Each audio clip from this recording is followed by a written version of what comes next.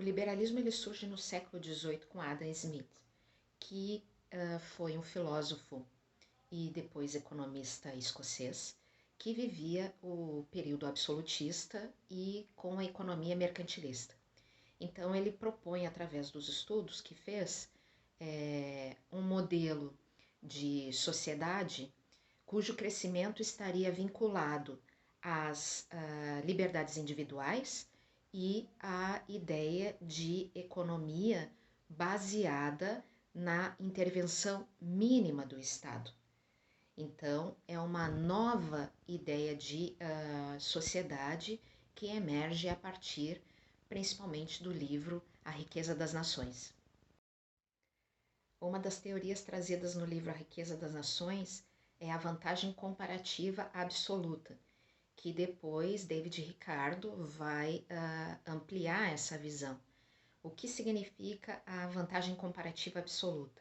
Significa o país se especializar naquilo que a sua natureza oferece, ou seja, deixando para que cada país pudesse colocar no mercado aquilo que melhor lhe convém em termos produtivos, regulando, portanto, o valor dos produtos ofertados no mercado internacional. O conceito de mão invisível trazido por Adam Smith dentro do livro A Riqueza das Nações, ele descreve o processo produtivo a partir do qual as pessoas apresentam as suas habilidades individuais dentro desse processo e o resultado dessa produção é colocado no mercado e os preços se autorregulariam com a ausência do Estado. Neste processo, um elemento muito importante são as habilidades individuais. O liberalismo ele está vinculado a 3 pilares. Primeiro deles, a livre concorrência. Adam Smith, no livro A Riqueza das Nações, vai dizer que o Estado não deveria intervir na regulação dos preços e que essa regulação viria a partir da abundância ou ausência ou redução dos produtos ofertados no mercado. Portanto, ele vinculava a economia a uma regulação do mercado e não à intervenção do Estado.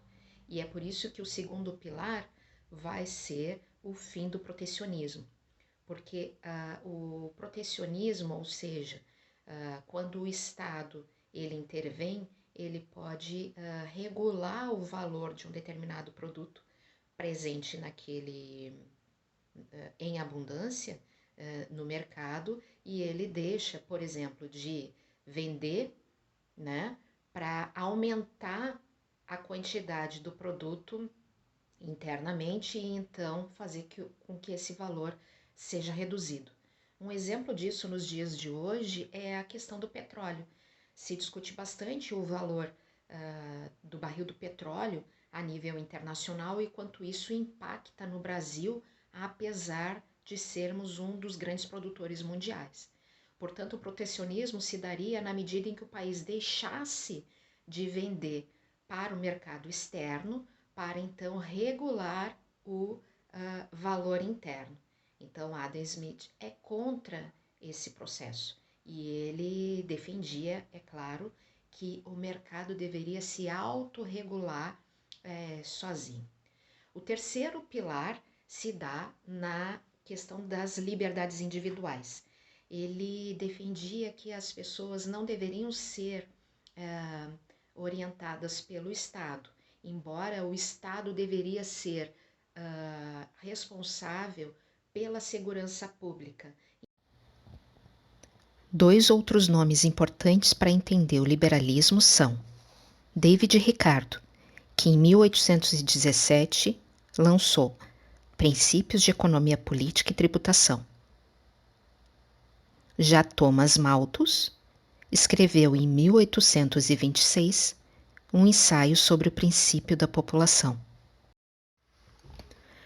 Thomas Malthus defendia que a pobreza estaria relacionada ao crescimento da população e à relação com os recursos naturais, e que, portanto, guerras e epidemias seriam elementos sociais que regulariam o crescimento populacional.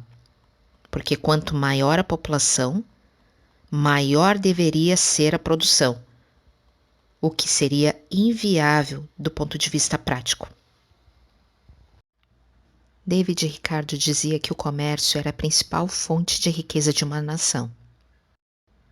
Por isso ele era contra o protecionismo e propõe a ideia de vantagem comparativa relativa. Isto é, um país deveria produzir a partir dos recursos disponíveis de forma abundante no seu território. Assim ele se tornaria mais competitivo e a oferta de produtos no mercado interno seria mais abundante e assim com valor menor. No final, quais seriam as vantagens e desvantagens do liberalismo? Os estudos apontam que, como vantagens, haveria uma melhoria na qualidade dos serviços prestados, por haver abundância desses, pelas empresas privadas. Haveria um maior fluxo de capital internacional, além de um aumento do enriquecimento individual das nações a partir da participação mínima do Estado na economia. Teria como desvantagem a desigualdade econômica, além de um menor interesse individual no processo produtivo.